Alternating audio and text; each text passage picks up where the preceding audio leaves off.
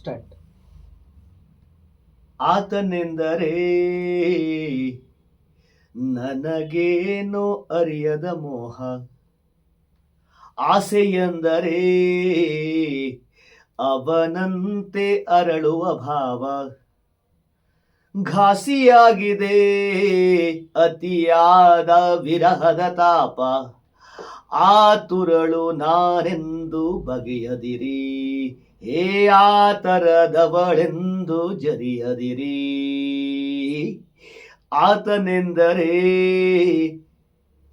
ಆಕೆಯೆಂದರೆ ಹಗಲೆಲ್ಲ ಇರುಳಿನ ತಂಪು, ಸಹವಾಸವೆಂದರೆ ಅವಳಿಂದ ಹೊಮ್ಮುವ ಇಂಪು, ವಾಸಿಯಾಗದೆ ಸಿಹಿಯಾದ ನೆನಪಿನ ಕಂಪು, ಆತುರನು ನಾನೆಂದು ಬಗೆಯದಿರಿ, ಹೇ ಆತರದವನೆಂದು ಜರಿಯದಿರಿ.